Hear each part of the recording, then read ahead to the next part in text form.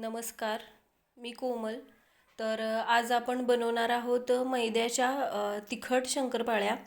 तर खूप छान लागतात ह्या शंकरपाळ्या खायला. इथं मी मैदा घेतलेला आहे. पाव किलोपेक्षा थोडासा जास्त आणि अर्धा किलोपेक्षा थोडासा कमी हा मैदा आहे. मैद्याच्या पिठापासून आपण शंकरपाळी बनवणार आहोत. तर आणखीन काय साहित्य लागणार आहे ते बघून घेऊया. थोडीशी हळद, पांढरे तीळ, जिरे, लाल मिरची पूड आणि थोडंसं मीठ लागणार आहे आपल्याला. थोडंसं तेलसुद्धा लागणार आहे. त्या तेलाचं आपल्याला मोहन घालायचं आहे शंकरपाळी बनवताना. चला तर मग रेसिपीला सुरुवात करूया. अगदी सोपी रेसिपी आहे. तर इथं मी एक परात घेतलेली आहे. त्या परातीमध्ये सुरुवातीला मी सगळं पीठ काढून घेते.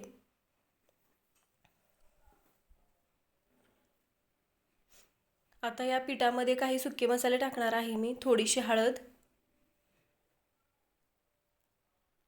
लाल मिरची पूड टाकते मी.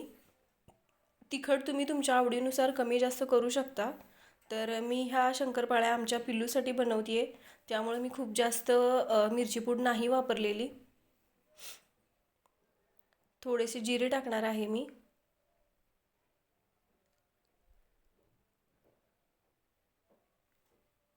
आता याच्यामध्ये टाकणार आहे पांढरे तीळ.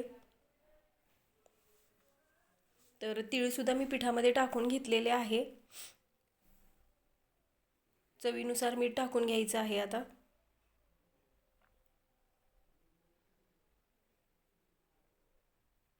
आता आपल्याला या पिठामध्ये टाकायचं आहे कडकडीत गरम केलेलं तेल, म्हणजेच तेलाचं मोहन.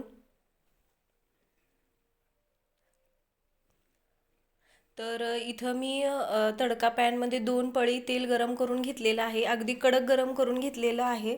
ते मी या पिठामध्ये ओतून घेणार आहे. कडकडीत करून घ्यायचं तेल, म्हणजे शंकरपाळी अगदी खुसखुशीत बनते आणि ती तळल्यानंतर म्हणजे थोड्या टायमाने मऊसुद्धा होत नाही. त्यासाठी मोहन व्यवस्थित कडकडीत गरम करून घ्यायचं तेलाचं. आणि आता मी सुरुवातीला चमच्याने हे पीठ मिक्स करून घेते, कारण की तेल गरम आहे, हाताला भाजू नये त्यासाठी मी सुरुवातीला फक्त चमच्याने मिक्स करून घेते. मी चमच्याने मिक्स करून घेतलेलं आहे. आता हे पीठ मी हाताने व्यवस्थित मिक्स करून घेते.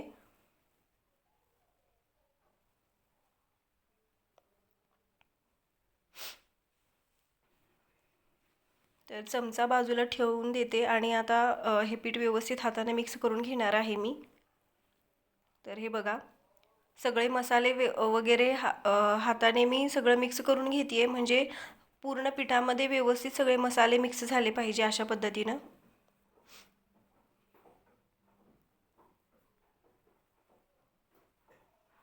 अगदी झटपट तयार होतात त्या शंकरपाळ्या आणि खायलासुद्धा अगदी छान लागतात. काही जणांना चहासोबत असं काहीतरी खायला आवडतं, त्यावेळेस अशा पद्धतीनं ह्या शंकरपाळ्या जर बनवल्या तर अगदी लहानांपासून मोठ्यांपर्यंत सगळेजण आवडीनं खातात. आता मी थंडच पाणी घेतलेलं आहे आणि थोडंसं पाणी टाकून मी हे पीठ मळून घेणार आहे. पीठ मळताना पाणी एकदम टाकायचं नाही. पीठ मळताना मी पाणी कोमट वगैरे घेतलेलं नाही, थंडच पाणी मी वापरलेलं आहे. अगदी थोडंसं लागेल असं मी पाणी टाकून घेते आणि हे पीठ मी मळून घेणार आहे व्यवस्थित. पीठ मळताना खूप जास्त पातळ किंवा खूप जास्त घट्टसुद्धा मळायचं नाही. हे बघा, पीठ मी व्यवस्थित मळून घेतलेलं आहे. ते कशा पद्धतीनं मळलेलं आहे तुम्ही बघू शकताय. खूप जास्त घट्ट नाही किंवा खूप जास्त पातळसुद्धा मळलेलं नाही मी हे पीठ. आता मी थोडंसं हातावरती तेल घेते आणि पिठाला लावून घेणार आहे आणि परत एकदा हे पीठ व्यवस्थित मळून घेते.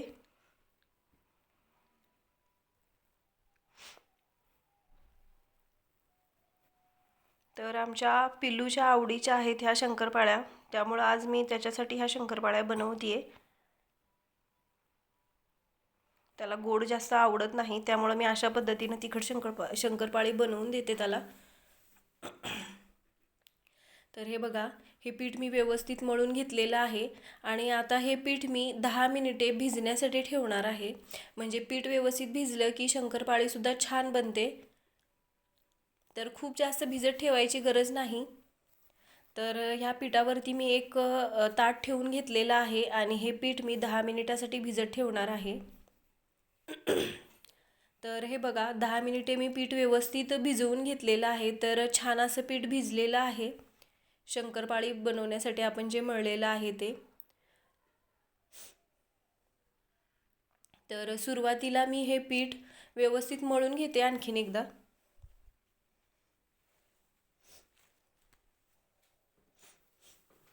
तर पीठ मी व्यवस्थित मळून घेतलेलं आहे. तर आता मी याचे छोटे छोटे गोळे करून घेतलेले आहेत, तुम्ही बघू शकताय. तर ह्या गोळ्याची मी थोडंसं पीठ लावून घेतलेलं आहे मैद्याचंच, आणि आपल्याला एक चपाती लाटून घ्यायची आहे. तर ही चपाती लाटताना खूप जास्त जाड वगैरे लाटायची नाही किंवा खूप जास्त पातळसुद्धा लाटायची नाही. मीडियमच ही चपाती आपल्याला लाटून घ्यायची आहे. अगदी थोडंसं पीठ लावून मी ही चपाती लाटून घेते.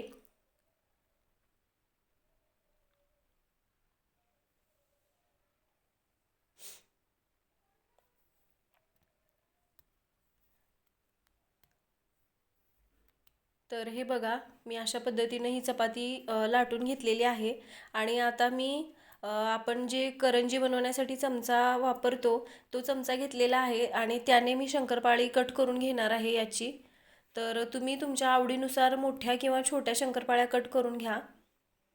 तर हे बघा, मी अशा पद्धतीनं ही शंकरपाळी आता कट करून घेते. खूप जास्त मोठी नाही किंवा खूप जास्त छोटीसुद्धा मी बनवत नाही ही शंकरपाळी.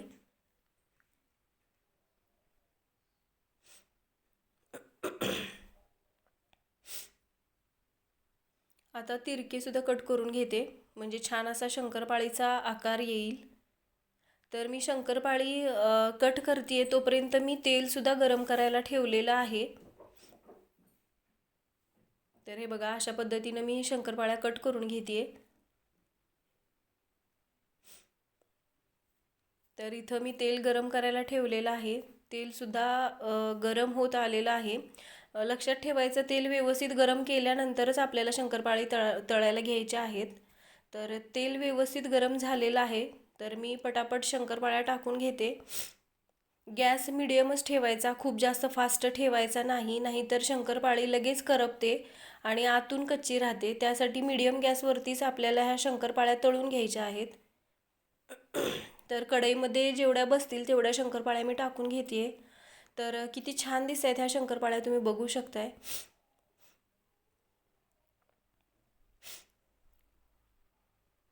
तर मी झाऱ्याने व्यवस्थित पलटी करून सुद्धा घेते ह्या शंकरपाळ्या, म्हणजे दोन्ही बाजूने व्यवस्थित तळून घेते. हलकासा सोनेरी रंग येईपर्यंत मी ह्या शंकरपाळ्या तळणार आहे. खूप जास्त गडद रंग येईपर्यंत तळायचं नाही, नाहीतर त्या करपल्यासारख्या लागतात. अगदी झटपट तळल्या जातात ह्या शंकरपाळ्या.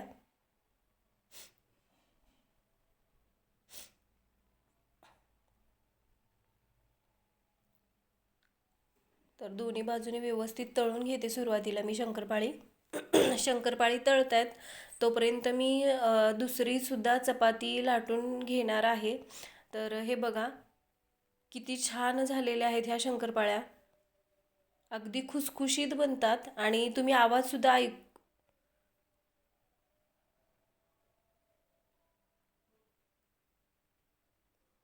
तर सगळ्या झाऱ्यामधून मी म्हणजे तेल व्यवस्थित निथळून घेतलेलं आहे, आणि नंतरच मी ह्या ताटामध्ये काढून घेते शंकरपाळी.